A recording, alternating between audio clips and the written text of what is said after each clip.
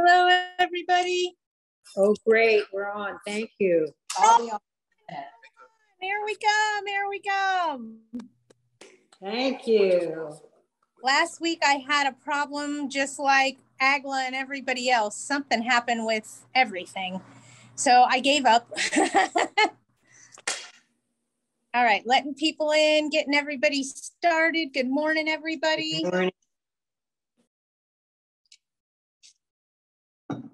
Whew, it's been a day for me. Here we go. How did I know that somebody was going to tell me the new LA County stuff before I told them? Here we go. In LA County, I served a 3-day notice to pay rent or quit for June's rent. Should I have included July and August since he did not claim COVID? Not necessarily. You can still do an eviction in LA County for June's rent. And they will go forward from there, adding daily holdover damages for each day the tenant is still in possession of the property all the way to lockout. I posted the notice on his door and took a picture. He came out of his apartment and said I should have handed it to him. I took the notice down and tried to get it to him, but he would not take it. Is this a problem? No, he's served. You've been served. Hello, hello, everybody. Still letting people in. Sorry about last week, you guys. I tried to fix it. We're rocking and rolling today. It is hot where I'm at. I'm trying to cool off. New things in LA, in case you guys haven't been paying attention. The city of LA has spread like cancer through the entire county of Los Angeles. Relocation fees are now through the roof for all cities. It mimics LA City. Is fast evict busy? Absolutely. It's not just fast evict that's busy. It's everybody's legal counsel is just inundated. And on top of that, the courts are inundated. So my question to you becomes, what city are you doing an eviction in and for what reason? And then I know I saw one of my sisters on here. I just got to tell her something and I want to make sure she's paying attention. So. Yep, we're paying attention. You're there? Okay. At the same time you had your thing going on, I had a property in Sherman Oaks with, in La Cañada, Flint Ridge. You're in Sherman Oaks. They were in La Cañada, Flint Ridge at the same time that we were going to do evictions on both properties. He's still in eviction. Okay. His tenant signed a settlement agreement. You paying attention? And then the county filed conservatorship over his property because he's not doing the repairs because the tenant won't allow entry. Still paying attention? And the tenant just filed an emergency hearing to set aside the judgment and allow an answer to be filed. He signed a stip. Just letting you know. You dodged a bullet, baby. Because, wow. Okay. Yeah, I'm so glad you got your house back when you did because this poor other gentleman is just struggling like nobody's business. Now the city's trying to put receivership over his property.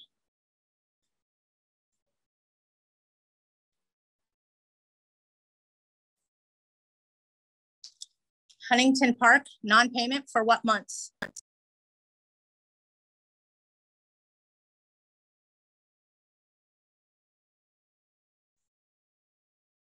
I know your tenant owes June, July, and August.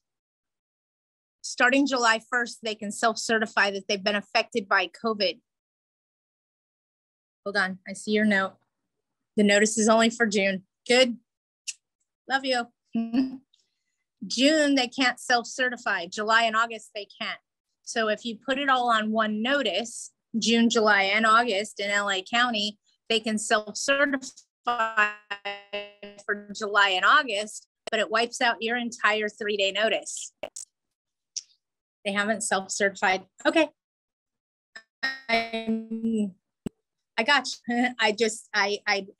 I'm trying to be extremely cautious in LA County because it's extremely convoluted. Like I tell you guys all the time, don't be in a hurry to evict. Let's watch somebody else and see what troubles they have. And then we'll decide if we want to jump in that swimming pool.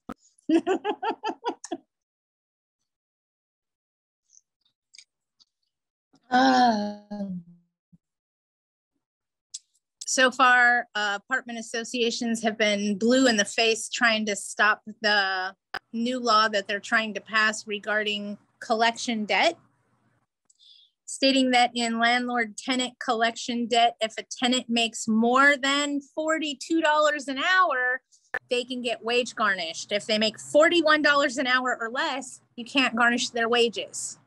That's the law they're trying to pass right now. Tenants that make $42 an hour or more are not tenants. They're homeowners. Paying attention?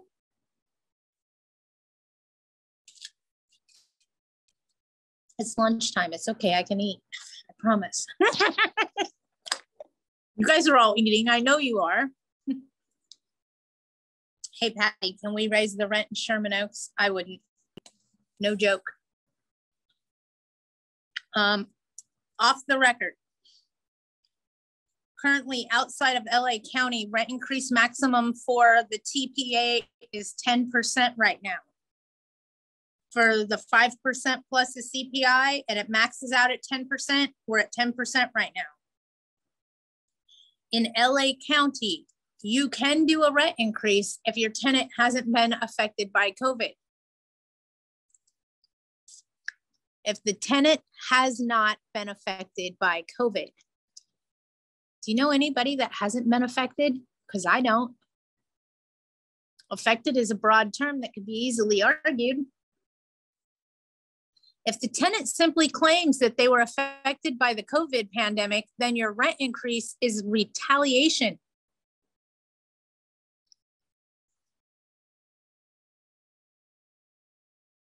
There's about 4 months left in this year, okay? 4 months. If we served a notice of rent increase, it would take effect 30 days from now. So let's look at it as 3 months in the end of this year. For what you could get in a rent increase in the next 3 months isn't worth the lawsuit that they could file against you.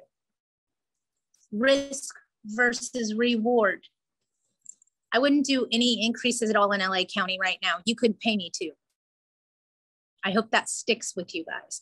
Yeah, you can make another $300 before the end of the year, but they could sue you for $30,000. You pick. It's not worth the risk. That's all I'm saying. If you're in LA County right now, I would not do a rent increase. Okay? Don't do it. It's not worth it. The risk versus reward is off the charts. LACDBA. It's such a mouthful. And how do you say that in short? I mean, at least Larso works, you know? Told me you cannot raise rent in LA County unincorporated. You can raise rent in incorporated cities. That's exactly true. However, if you raise the rent in an incorporated city and the tenant says that they were affected by COVID, then the increase is considered retaliation and they could sue you. So you take your risk, okay?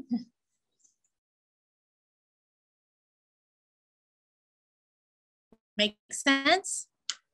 CDBA can tell you that, but please, I'm going to beg you guys, don't take your legal advice from the enemy.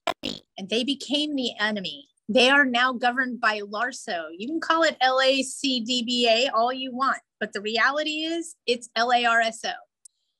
And it spread like cancer to all unincorporated cities in LA County. Yeah, it's not worth the risk versus the reward. I mean, I try to tell people the maximum you can do is 10% anyway, because we're now in a state of emergency because of the monkeypox. I'm usually not on a side. I hear you, Val, me too, but every once in a while you gotta go, huh? but a friend's landlord just doubled his rent in Orange County. I told him that that was illegal, but he does not want to leave or be evicted, so he's just accepting it. Anything I should tell him or just let him pay the double raise? Wow. We're currently in a state of emergency due to monkeypox. So anything over 10% is price gouging in a state of emergency. That's California state law, California Penal Code 396B as in boy. And it clearly states if you increase rents over 10% during a state of emergency, you're subject to a $10,000 fine and 6 months in jail. It's a penal code, Val, not a civil code. I don't need to explain to you the difference. That's number one. Number two, if you raise the rent over 20, 25%, that could cause something we call a constructive eviction, and it's illegal. What is Patty talking about? A constructive eviction is when you construct the tenant in a way to make them forced to be evicted. Example, and I'm going to pick Compton, okay? And I know it might not be the best example, but I'm picking the stereotype, if you will. We got people I need to let in or I'm failing miserably. Okay, so, sorry, squirrel. In Compton, if rent is $1,000 and they're paying $1,000 a month of rent in the city of Compton and market value is $3,500 and it's a single family residence exempt from rent control, and I know it's in LA County, let's take it out of LA County and put it in Orange County. Okay, so I'm taking a very low income, stereotypical neighborhood and increasing the rent to market value of $3,000. Okay, if anything over 10% requires a 90-day notice. So in 3 months, the tenant's rent is going to go from $1,000 to $3,000. I did an increase so high, so quickly, it's going to force them to be evicted because they can't afford $3,000. That is called a constructive eviction. It's illegal. You can't increase the rent so quickly, so rapidly that it would force the tenant to be evicted. I mean, come on.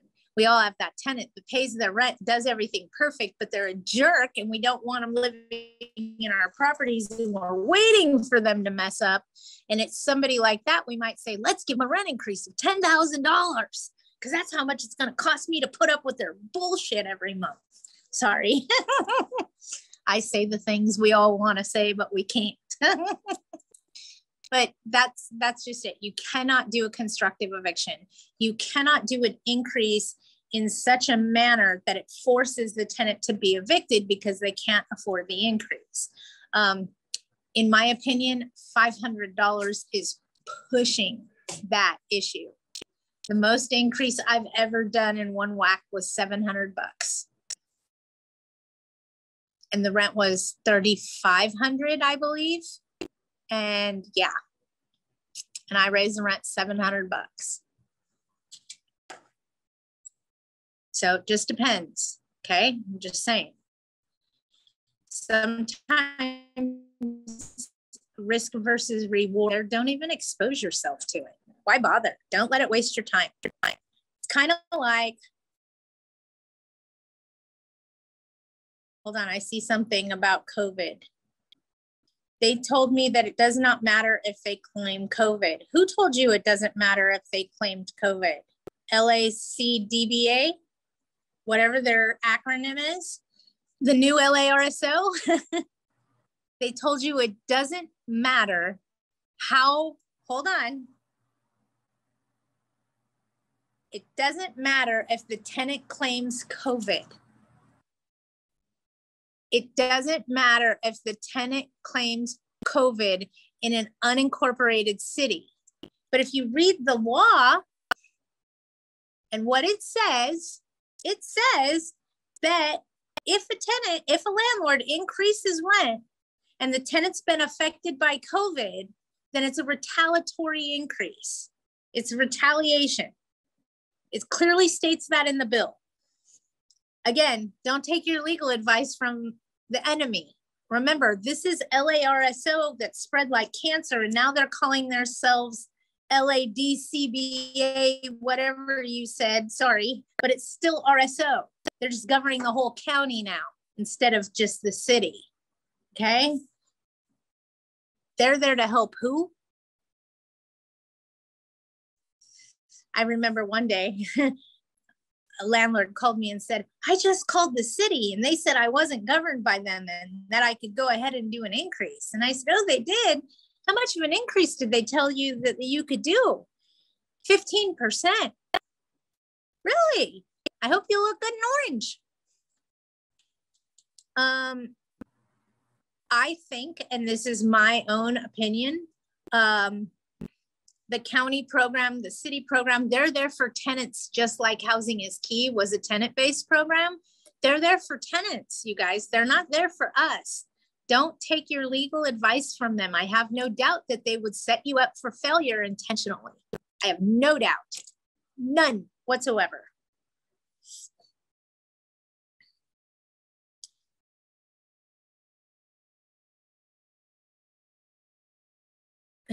It's the enemy, right? So don't listen to them and listen to me just real quickly. If you can do it in an incorporated city of LA, and I saw the law that says if they've been affected by COVID, then the increase is retaliatory. There's no case law regarding this, no case law, okay?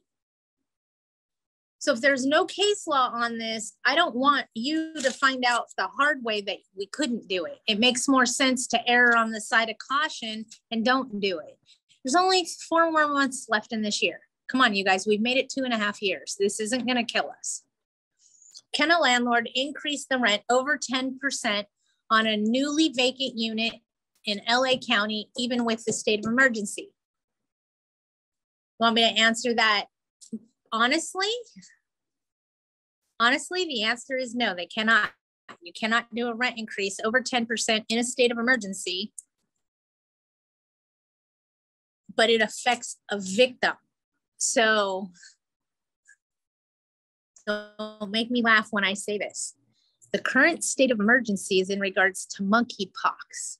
So if your tenant or your prospective applicant was a victim of the state of emergency, meaning they have monkeypox or were exposed to them or whatever, then it could be considered retaliation. If they have not been affected by the state of emergency, then it's not retaliatory. Got it? With a new incoming tenant and this particular state of emergency, I don't think you're going to have people that are boldly admitting that they've contracted the monkeypox. Just saying. Everybody agree with what I just said? Let me know. You try to understand what I'm trying to tell you.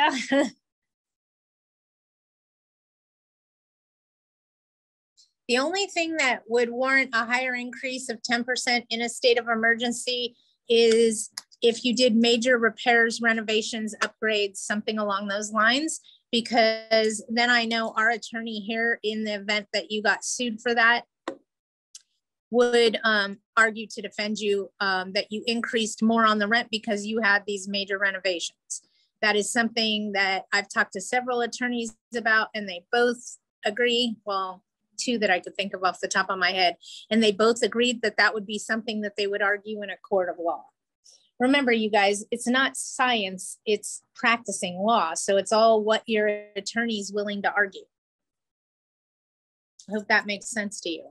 So when your attorney says to you, oh, I can't do that, talk to a different attorney. It's all what that attorney is willing to argue in court for you, okay? In Santa Monica, I am a renter. Ha ha ha. I can't talk to you, Melanie. I'm kidding. I'm kidding. The landlord is raising to the max allowable rent, which they are allowed to do, even though they never sent a notice.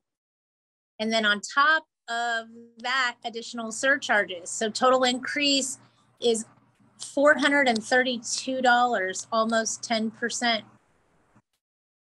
10% is what's allowed in Santa Monica. I'd have to go look. And if they didn't send you a notice, how are they increasing the rent? Just saying. Just saying.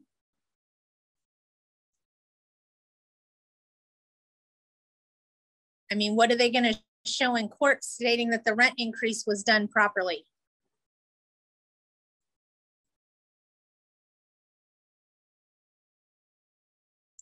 Oh my God.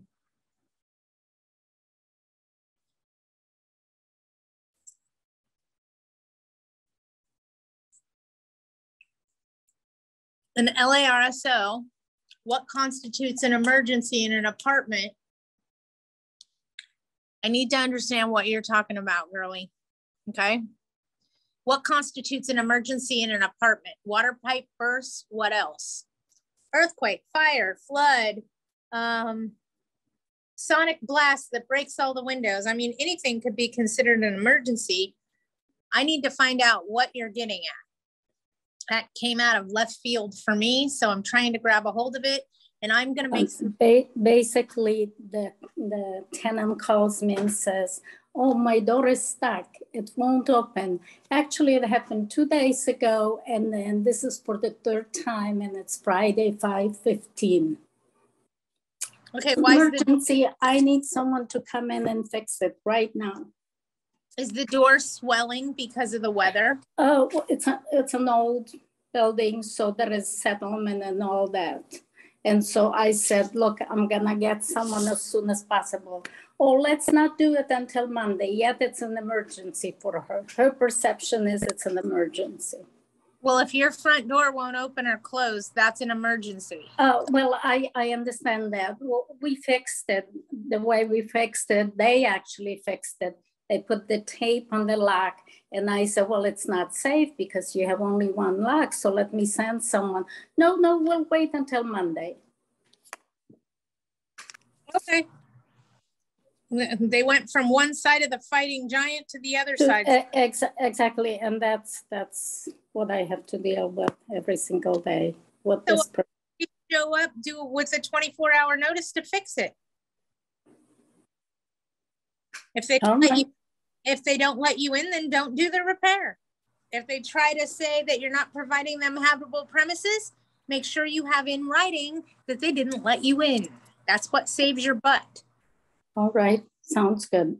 Okay. I have one more question. Okay. If there are rodents in a car, what is the remedy? One more time, please. A rat or something went into the car and did a little damage. And the tenant is asking, what should they do? Luckily, they have good insurance, but to prevent. Let your insurance company handle it. Car insurance. Who damaged the tenant's car? A rodent, a rat or a squirrel, who knows what. What did they do? Rip out the electrical wiring? Not quiet, but she has very good insurance. So she says her insurance gonna take care of it. I'm just trying to see if there is anything we can do to prevent it. Some kind of, something, a repellent, some kind of a repellent. I would talk to an exterminator and see if there's something else that you can do to stop the vermin infestation at your property. All right, thank you. No problem. Hi, Lee, I see you on there. I haven't talked to you in forever.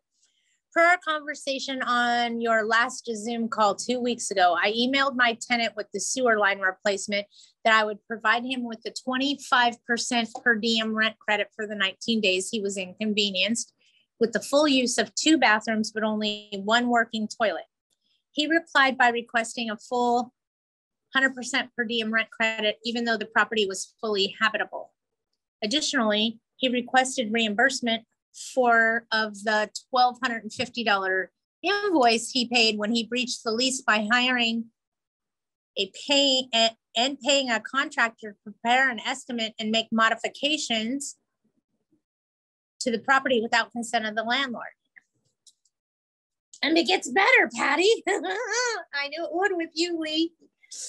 After the concrete access pits were fitted with rebar and the concrete relayed in the garage driveway, he ran his 2 cars over the wet concrete of the 2-car driveway, thereby embedding tread marks into the concrete, prior to curing. If this were your tenant, how would you respond? I would send him a bill for the damage he caused in the driveway with his 2 tire marks. I'd tell him I'm not paying the $1,250 because I didn't call that handyman out there to make modifications. You did, so that's on you. And the house is habitable, but it's not uninhabitable. There's still working restrooms in the property. This is an inconvenience. He's gonna take you to task, girl. So you pick which way you're gonna go with it, but that's what I would do. Amazingly, Santa Monica is allowing the max allowable rent they post online without any notice from the landlord. As a landlord, I like their style for once. Amazingly, Santa Monica is allowing the max allowable rent increase they post online without a notice from the landlord. I'm going to say this one time to you, Melanie, and help me understand. What the hell are you talking about? Santa Monica is allowing the max allowable rent they post online without notice from the landlord. I'm confused. I don't know what you're talking about. And it may be something we were just talking about, but my little blonde brain forgot. Can you unmute yourself, Melanie? Because I want to talk. Yes. Hi, Patty. Can you hear me? Hi. Yeah. I haven't called the rent control board, but my landlord said that they sent me this notice of change of terms and tenancy. So on this complicated form, you can enter the 2021 to 2022 maximal allowable rent, which is arbitrary, that they post on their website, and then they add all the additional surcharges and increase in rent, which is now another $440. the maximum allowable rent. Like, let me give an example. If I have a 2-bedroom, 2-bathroom apartment community, they're gonna tell me how much I can rent it for? Well, it's an increase. Okay, so how much for a landlord, that's good. How much is the increase? But I honestly, sorry, the increase for 2021 to 2022 was about $250. And they're so just entering here. A dollar amount that you can increase the rent by. They say you can increase it $250. That's what Santa Monica. I don't know exactly. It was really weird because my entire building is on the website. And of course I have the most expensive apartments. I don't know why.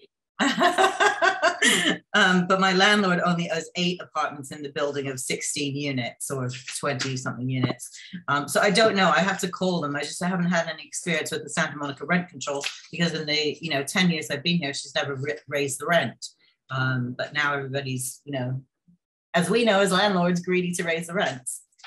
Well, watch yourself. Anything over % right now is a violation of the state of emergency and could be considered price gouging and is subject to a $10,000 fine and 6 months in jail because of the monkeypox. Because of the monkeypox. Okay, well, I'll let you know when I stick to the Santa Monica rent board if there anything exciting changes. Thank you. Yeah, let me know. Thank you. Thank you. When should I start the eviction? Before I've fixed a tenant's kitchen cabinets? Or should I fix it first? It depends on what city it's in and what are you evicting for? Are you evicting for possession or are you evicting for non-payment of rent? So let me explain something to you guys, okay? Anytime you as a landlord increase the tenant's rent, that's when they tell you about everything that's broken in the property, okay?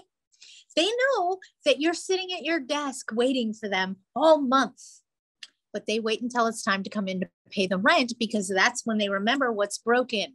So usually around rent time when you're having to write out that check is when you remember, oh yeah, this is broken, or, oh yeah, that's broken. So usually when rent's due is when you get your repair request. That's why it triggers them to remember. Okay, got it? So let me explain this to you.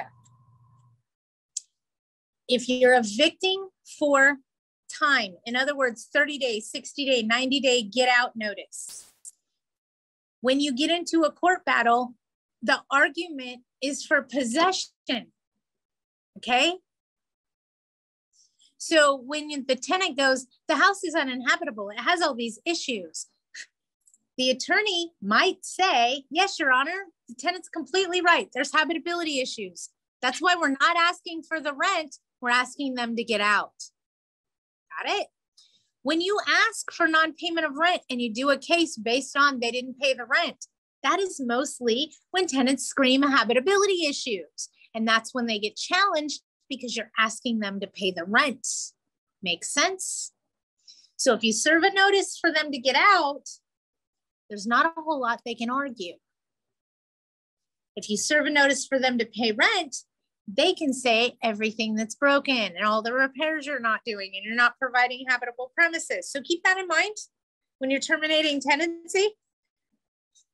Sometimes you're forced to do it one way or the other, depending on what the circumstances are, but please know those are the two biggest issues we have with those notices. When did the COVID state of emergency end in California? The state of emergency ended, I want to say at the end of June, and I could be wrong. I want to say at the end of June, I have to check. We just got another one for monkeypox. So no rent increase for at least 60 days over 10% for those of us outside of LA County. I understand. So I should fix it before I try to evict someone, or should I fix the issue first? It's for non-payment in Huntington Park.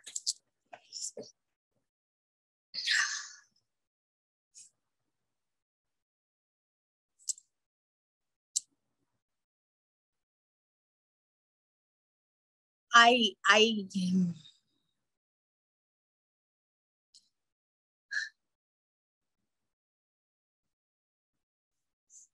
don't know what to say. And I'm going to say this right now, so just please listen to me. Remember April, May, and June? LA County, you guys got a window. April, May, and June, start evictions. April, May, and June's rent. Don't go anywhere else, just April, May, and June. Those cases are just now getting to trial for somebody that filed a case in LA County or in that area based on rents for April. They are just getting to trial. I have not seen, sorry, I'm letting people in. I have not seen any case results yet for those cases for April, May, and June's rent where they couldn't self-certify and they had no protections. They're just now going to trial. So I don't want to tell you what would be a better way for you to go right now, because we don't know what's happening in LA County. I know that sounds kind of really weird, but for the longest time, you guys couldn't do any evictions. Then you have this window to go on the state law. So we did evictions, and those evictions that we windowed on the state law are just getting to trial. So as much as I hate to say this in LA County, I wouldn't file an eviction just quite yet. I'd wait at least another month and see how these ones that went in April come out. For the most part in LA County, you're gonna stipulate. It's not a matter of if, it's a matter of when. The sooner you stipulate, the better off you are as a landlord. But if you guys can come to an agreement and a deal for them to get out, then do it. Okay, I got a funny I could share with you guys for those of us that need a laugh.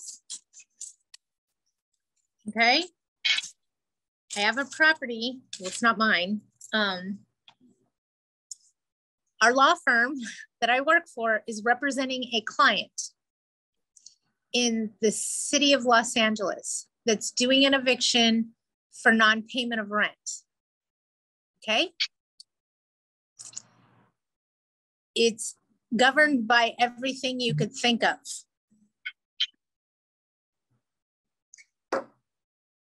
Property is owned by a little old lady, God love her, and her daughter is trying to help her to the best of her ability. I want to say her daughter's probably my age, so in her 50s, whatever. And they rented to a cousin. Okay. Cousin isn't paying, cousin hasn't paid. Daughter is adamant about cousin learning her lesson. And we're trying to tell her, you need to just take possession, forget about the money, just get your house back, stop the bleeding, okay?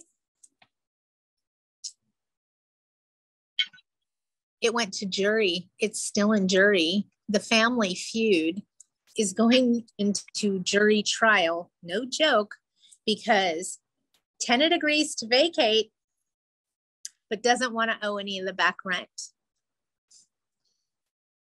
Family member says, that's not fair and you need to learn your lesson. So they're spending quite a bit of money to proceed with a jury trial so that a family member can learn their lesson.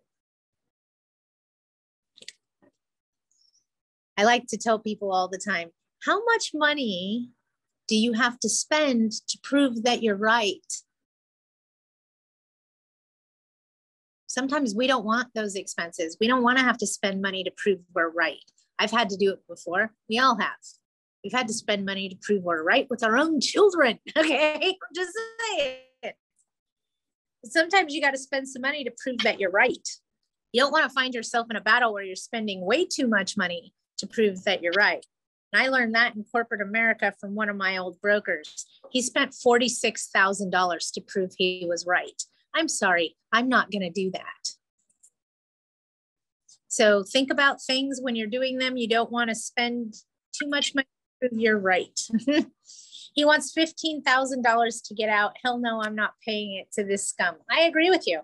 I wouldn't give him $15,000 either.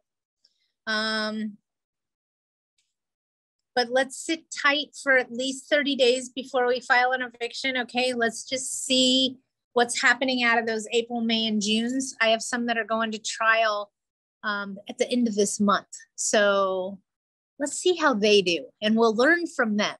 You know what I mean? Let's watch somebody else. It's kind of like watching somebody walk through a minefield, okay? I want to stand over here and watch you guys walk through the minefield, and then I'll determine which route I'm going to take. It's just the same way, if you will. I'm telling you guys, wait, don't do it. Let's err on the side of caution. Let's see how some of these other cases are coming about. Are they just getting to a settlement agreement, settling and walking away? Because I'm okay with that too, but your tenant has to be willing to settle or it'll never work, okay? Got to have agreement on both sides or it just doesn't fly. Waiting 30 days would probably be your best bet. So are you saying any future infections, monkeypox, polio, COVID, or other mass infections, tenants do not have to pay rent? No, that is not what I said. That is so far left field. What I'm saying, and I'm talking about the state of emergency for monkeypox, okay? Monkeypox was just declared a state of emergency by our governor. So for 30 days. So for 30 days, we can't raise rents over 10% or it's price gouging. And that stays in effect for 30 days after the state of emergency. So you're looking at 60 days, okay? And it's not that. We get state of emergencies for all kinds of things. Please pay attention.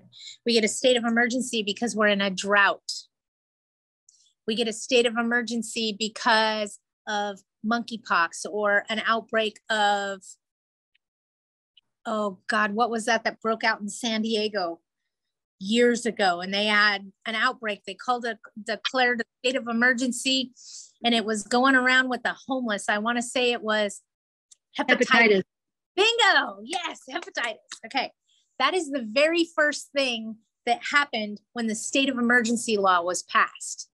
State of emergency, can't raise rents over 10% during a state of emergency. First thing that happens, City of San Diego declares a state of emergency based on a hepatitis outbreak. And they're having to spray the sidewalks and stuff where homeless are, if I remember correctly. I could be wrong. If Lee's still in here, she'll tell me because she knows that's her stomping grounds.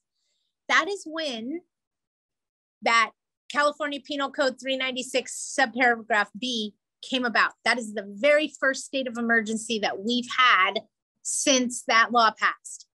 And we've had one ever since then. It wasn't until this COVID one expired at the end of June. And I'm sitting over here with my fingers crossed going, okay, we don't have a state of emergency yet. We don't have a state of emergency yet. Whammo, we got one for monkeypox. And I'm not saying that they won't call a state of emergency for other illnesses, disease, etc. But we could get in a state of emergency for a fire, for a flood, for an earthquake, for a drought, for an outbreak of hepatitis, for an outbreak of monkeypox, for, you understanding? Fire, flood, mudslide, drought, you name it. So since they initiated this law several years ago, I want to say it was in 2016 or 2017. I could be wrong. Lee may be able to correct us, but that law passed and San Diego immediately, I mean, it was like within days of that law passing, declared a state of emergency, okay? And I was like, okay, here we go. We got our first state of emergency. We've been in a state of emergency since then. No joke. For fire, flood, earthquake. And remember, it doesn't affect an area, it affects a victim, okay? So all the tenant has to say is they were affected by the state of emergency, and then that could be considered price gouging. There is no case law regarding price gouging yet. Years ago, and I know I say that, but in the last 2.5 years, you guys, we've been in a COVID bubble. So a couple years ago, landlord up in Northern California raised their rent like $3,000 in they had a vacant come about. They put their vacant on the market for like $7,000. It was $3,000. They put it up for $7,000 because of all those houses that burned in Northern California. They tried to take advantage of supply and demand. Okay. They are still in litigation for that. COVID slowed it down, but there's no case law regarding it. Last time I looked, she had 3 misdemeanor counts against her for price gouging in a state of emergency because of the rent increase that she did on a vacant unit. Okay. She's still in litigation. She's been in litigation since they had those fires in Northern California. What was that, 4 years ago? How much money do you think she's having to pay her legal counsel? 4.5 years of litigation isn't cheap, guys, okay? It's not worth the rent increase. The risk versus reward isn't there, okay? All right. And then if people have questions, you guys ask them, ask them, ask them. We got to change the state of emergency laws. They're being abused. They tried to pass something, just so you guys know, that deemed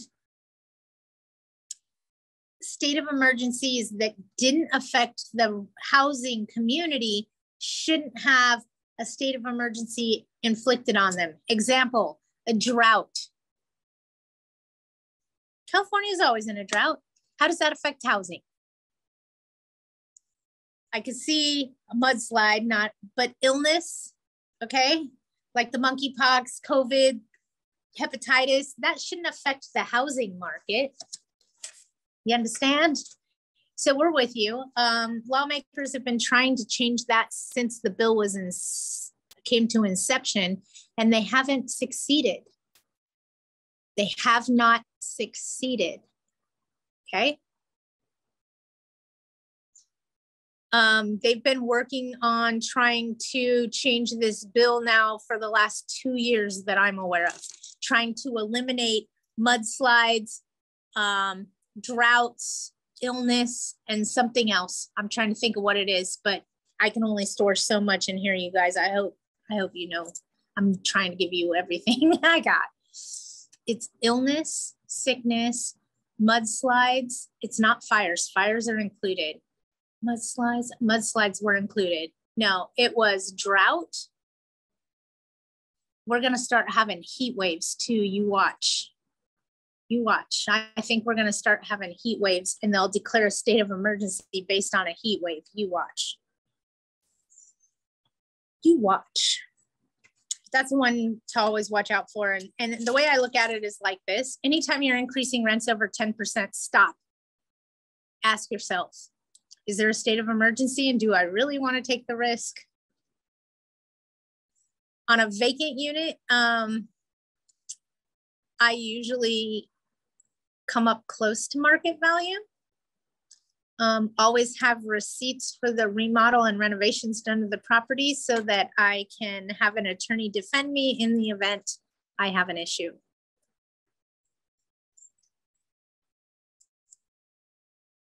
I'm more concerned with LA County turning into LA City, you guys, no joke. That freaking makes me so mad. I can't believe they've assigned a per diem amount for daily damages, no matter how much your rent is. So if your rent is only $400, you still have to pay that $207 a day per diem. That's the part I don't like. Not only are they dictating, but that could work in a whole different way too, I understand, because if they're paying $5,000 a month in rent, I'm just saying, or $3,000 a month in rent, the $216 a day per diem isn't what you would have to pay in the event that they paid a higher rent, right? So in one instance, if your rents are really high, you're getting a deal by their counties per diem. And if your rents are really low, you're going to get screwed by the counties per diem. Okay? Makes sense? And it's $66 per adult and $33 per child for 12 and under for each day that they are out of their property for meals and incidentals.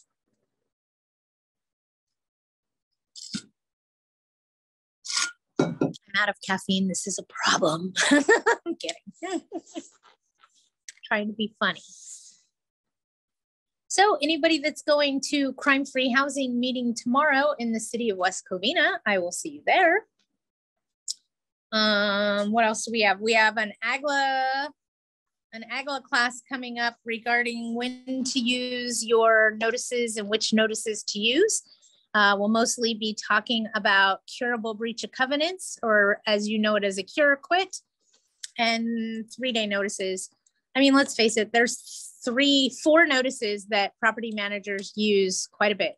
One is your 3-day pay rent or quit. One is your 3-day curable quit, your 24-hour notice, and then whatever you need to terminate tenancy. So we're going to be talking about that with AGLA next week. I believe that's on Tuesday. And then I'm back with you guys on Wednesday next week, just so we're all square.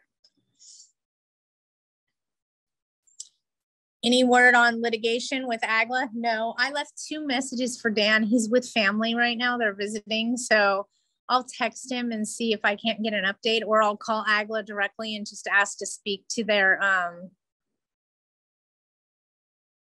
oh God, why can't I think of what it's called? Their litigation team, but that's not what it's called. They have a name for it. I'll call AGLA today, I promise, and find out what happened with their hearing. What did I skip? I skipped you, Val?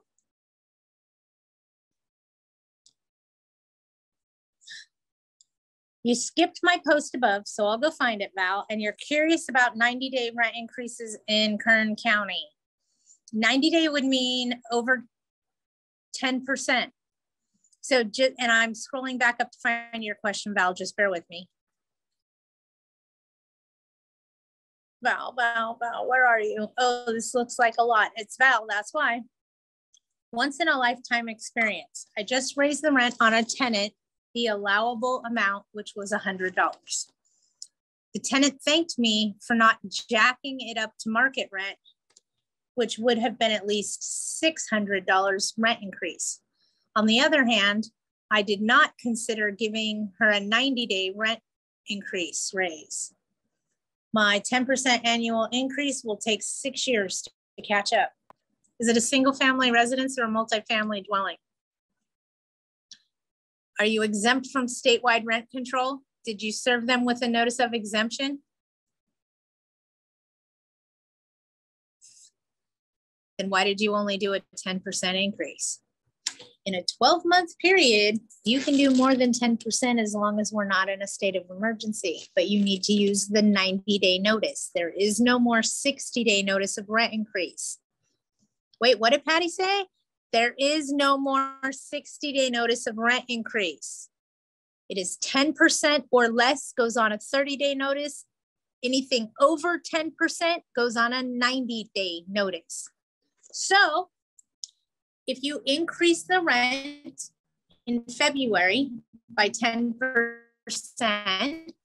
okay, and we're still going through a year because we got till February of next year. And in June, you decide you want to do another increase because it's more than 10% in a 12-month period. You need to put it on a 90-day notice for your second increase in that time period. Got it? So you can start out with a 30-day, 10% or less, but if you do an increase within that 12-month time period of this increase, you must give a 90-day notice if it's over 10%. So collectively within 12 months, if you did 10% here in February and 10% in June, that would be a 20% increase in a 12-month time period. So the first notice can be on a 30-day. The second notice has to go on a 90-day. Got it? So Val, you can do another increase, to be extremely honest with you. If you're a single family residence exempt, then you can wait 5 or 6 months and do another 10% increase or whatever you see fit. Just don't cause a constructive eviction. That's my biggest thing. Please don't cause a constructive eviction. Please.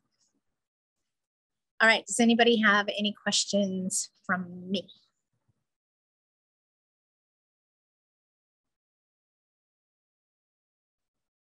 Watch LA County. We're going to see some weird things going on there. I got you, Anna. Let me get there. We're going to see some weird things going on there. We're going to see some things happening in LA County that we're going to find ludicrous and ridiculous and far-fetched. And then we're going to have the other landlords and say, that's why I don't own in LA. Well, get ready because this shit's starting to spread like cancer, guys. So we want to watch exactly what's going on in LA so we can buckle up in other communities neighboring it. San Diego's already starting to follow suit. Right now, the only COVID restrictions we have is in the city of San Diego, which is quickly turning into the city of Los Angeles, okay? And all of LA County. For the most part, we don't see, right, Geraldo, right? Okay, Anna, have you ever had to deal, I've had to deal with more things than you could ever imagine in this business. One day, a fence was falling down at a property and the neighboring landlord, she was a peach, let me tell you. She told me what a piece of crap I was and how I didn't know what I was doing. And she emailed me a picture of a hoe and a rake and said that I could borrow her hoe and her rake to come rake the dirt back under the fence. This was in the desert and the wind kind of blows here. So I'm sorry that the fence let dirt blow into your yard underneath it, but I'm not using a hoe or a rake. I did print the picture out. I framed it and I kept it on my desk for almost a decade to remind me to be humble, but I am not the property owner and I'm not going out there with a hoe and a rake. I'm sorry, I don't make enough money. I don't even know that I want to do that on my own property. It's too hot out there and I don't handle heat well, just saying. So yes, stay humble. Have you ever had to deal with a neighboring property line tree growing over onto our property and how to deal with their branches and leaves falling all over our roof of a 2-story apartment building, how to best deal with the maintenance and the expense of cutting it back and who pays for it? Contact the owner and tell them that you'd like their tree trimmed as it's growing onto your property and leaving leaves, debris, etc. If they don't respond to the letter, I believe you need to do it twice, and then you can cut the limbs that are on your side of the fence. You can't go onto their property. You can't cut back any further than that, but you can trim the limbs that are on your side of the property.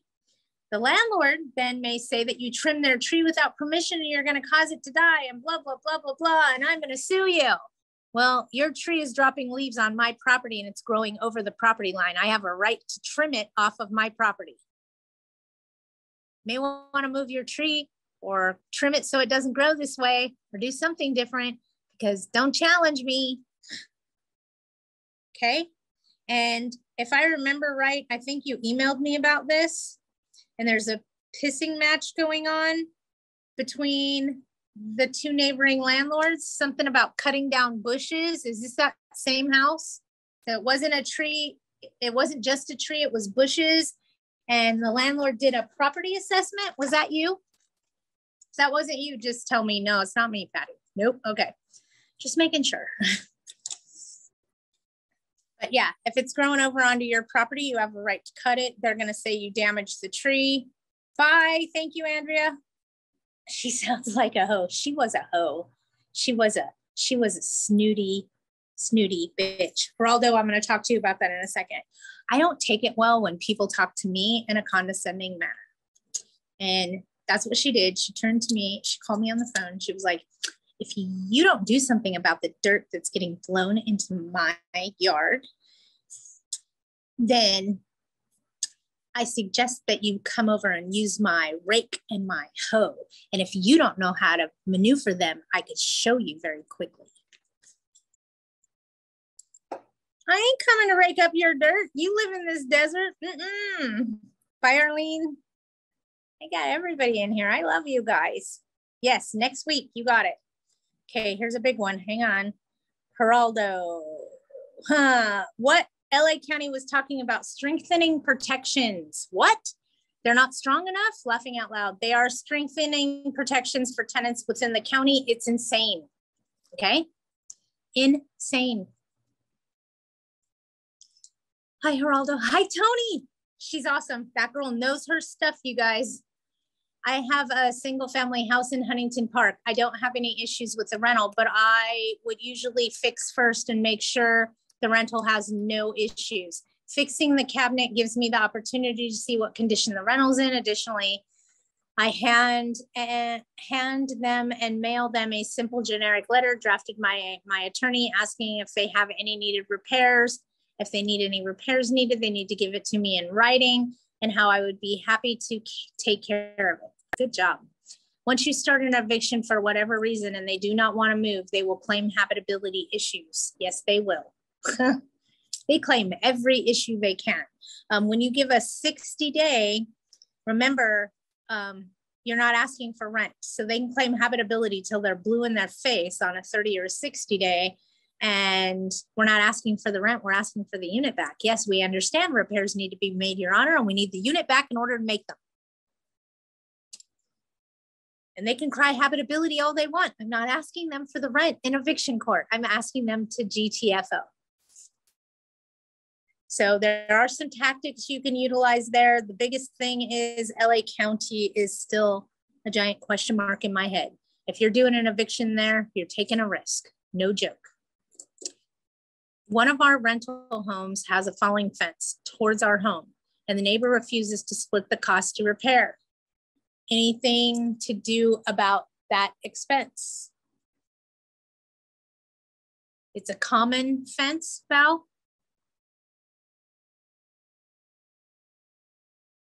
Who does the fence belong to?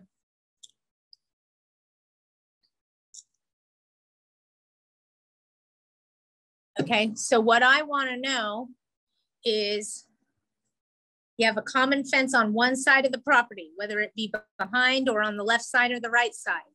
Whose fence matches all the way around, yours or theirs? And if it's in a tract that has the same fencing all the way around and it's impossible to figure out, yeah, see, okay, then, and they don't want to pay for half of it to fix the fence,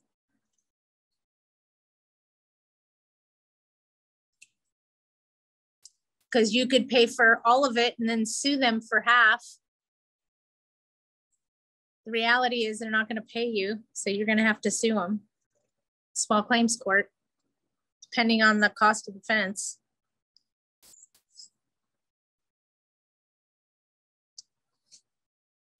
I've done something similar like that in the past. And I got in a pissing match with a neighboring owner. And I wanted to put up a block fence and he didn't want a block fence there. So I did block fence on one side and across the back. And then I came onto my side of the property line and put up block fence right on the property line. So it was just on my side. And he didn't like it. He told me to come rip it down. I said, I can. It's on my property, sir. And you don't have that kind of power. I told you I didn't want a block wall. I don't care what you want. This isn't on your property. You have no right. Well, you took off my part of the fence. I didn't touch your part of the fence. Your bullshit wooden fence is still standing there, sir. And if you want to update it, you go right ahead, but don't touch my block wall. So yeah, I've seen lots of people get in pissing matches. Technically, that owner owes for half of the fence and you can sue them in small claims court for the money. Hi, Val, I usually get a surveyor to put all 4 markers on the property. That way you'll know the property line and place what you want on your side. Yep. The only problem is a surveyor, if you have to order one, it is usually pretty expensive. They're right about $2,500 to $3,500 last time I checked. And that was probably about a year ago. With COVID, everything's gone up. So having a land survey is fairly expensive, just so you know. It depends. Some people require a 3-foot setback. Some people require a 10-foot setback, depending on if there's utility, power lines, etc. If you need to know more, I would call up a broker in your area and ask them for a plot map and start with that as a basis and see if you can't find the markers for the property markers already based on the plot map. Because if you can find the property markers, it's going to save you tremendously. And if you don't know what they look like, please Google them. It looks like an oversized rusted quarter into the asphalt or on the front of the property. It's about the size of a quarter or so. It's a flat piece of metal.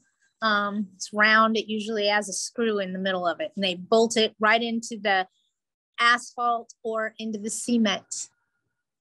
So a lot of times, if you have curbs and property lines that way, you usually will find a little metal disc up by the address numbers on the street. I'm trying to think about where all my property markers were on the house I just sold, because I walked the property to check. Because they tried to tell me that the neighbor's fence was on their property. No, it's not. Look at the property marker. That's why it's there. But what I said was, well, you can always hire a surveyor. All right, if you guys need anything else, let me know.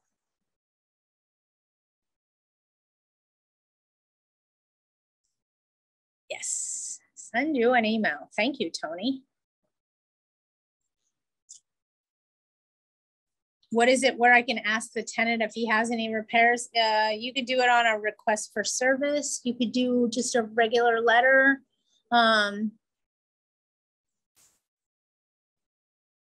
Or Tony will email it to you.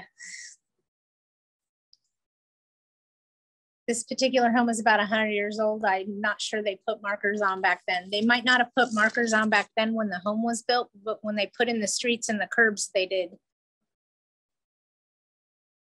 So if you have curbs,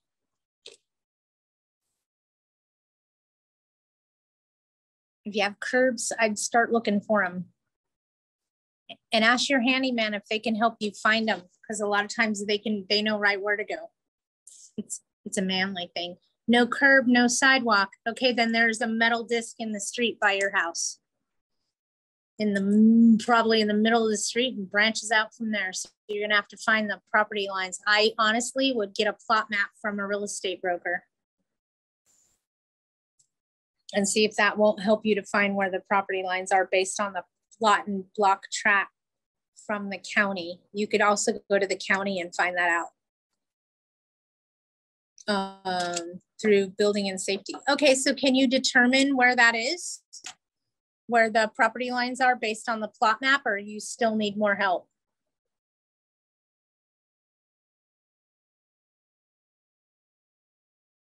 Yes, they do. They use landmarks in older homes. Yes, they do. They do weird things. All right, sounds good. If you need more help from me, let me know. We're all trying to help each other. I love it. All right, you guys. So I will be in West Covina tomorrow at Crime Free Housing. If anybody's attending that, I will see you there. If not, I will see you guys next week. I believe it's on Tuesday for an AGLA class on when to use which notice. Val, you want a tax attorney?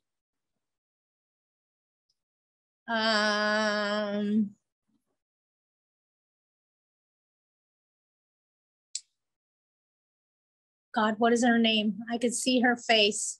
She does a lot of stuff for AOA. She's really good. Carla Dennis. Karla Dennis. She's out of like the Orange County area. She's a CPA and she's awesome. Does a lot of thinking outside of the building, not outside of the box. You know what I mean? Carla Dennis. She's a CPA and I don't have her phone number. She's a member of AOA. Hope that helped. Okay, if nobody needs anything else, I will see you guys on Wednesday next week and we will go from there. Enjoy, be safe, and I'll keep you posted on LA County's more restrictive restrictions. We'll see how this all plays out, but I have no doubt they're going to turn into LA City very quickly. I mean, that's what they're gearing up for, you guys. I'm trying to make sure you're paying attention to what's going on, okay? Because in my opinion, they're gearing up to make LARSO spread like cancer. $16,000 relocation fees if you have a 3-bedroom house. $16,000. What? Yeah. So with that being said, buckle up and pay attention to what they're doing because it does. It spreads like cancer. It's not a matter of if, it's a matter of when. All right, everybody, have a great week. I love all of you and we'll talk again soon. Bye.